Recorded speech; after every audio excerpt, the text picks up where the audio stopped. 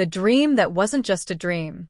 The sky was a deep, endless black, stretching over an ocean that had no shore. Aiden stood alone on the water's surface, though his feet never sank. The waves churned beneath him, restless and alive, reflecting a storm-lit sky with clouds that moved too fast.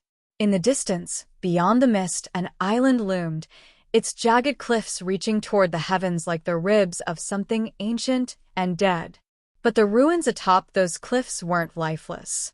They pulsed with a cold, blue light, forming symbols Aiden didn't recognize, yet somehow understood. Then came the whisper.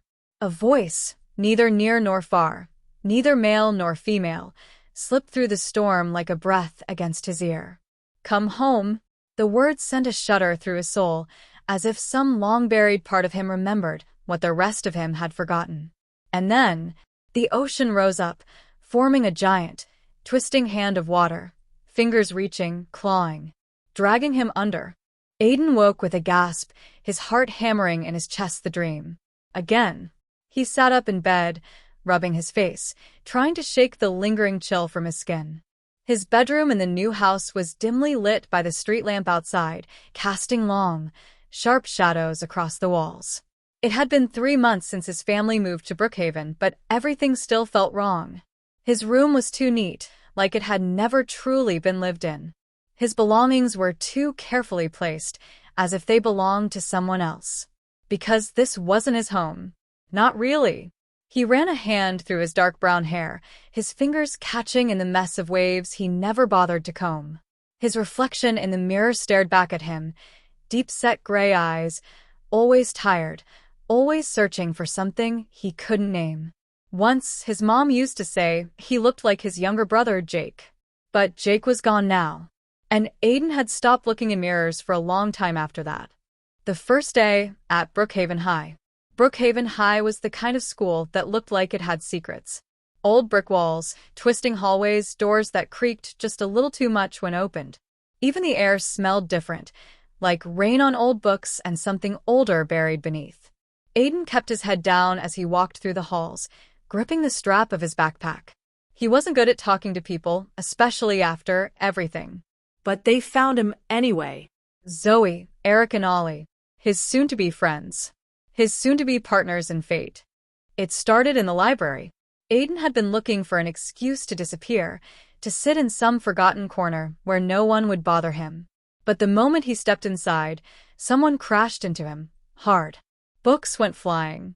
Aiden barely caught himself before falling, only to look up and find a girl with wild, curly black hair and green eyes, staring at him, wide-eyed. "Oh," she said, blinking. "You're new." That was his introduction to Zoe Walker, outspoken, fiercely curious, and the kind of person who had never backed down from a mystery in her life. Before he could even respond, another voice cut in. "Zoe, stop tackling strangers." Aiden turned to see Eric Reyes, hands in his jacket pockets, smirking like he had just walked out of a movie scene.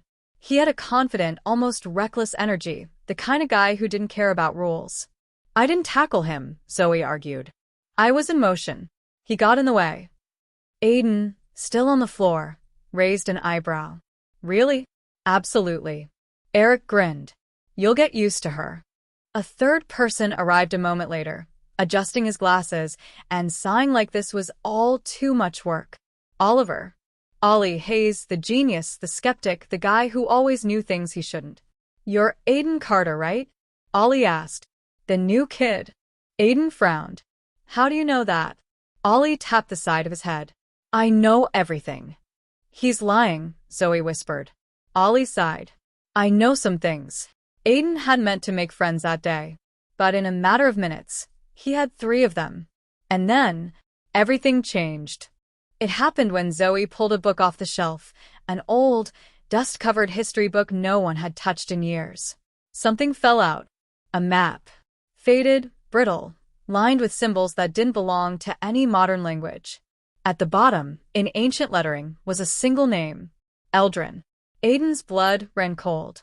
Because that was the name from his dream. And, at that moment, for the first time since moving to Brookhaven, he felt something new. Not fear. Not loneliness. but fate. And fate had just found him. To be continued. The journey has begun. But what secrets does the map hold? Why does Aiden already know the name Eldrin? And who, or what, is waiting for him beyond the mist? The real adventure is about to begin. The Cursed Island of Eldrin's Compass.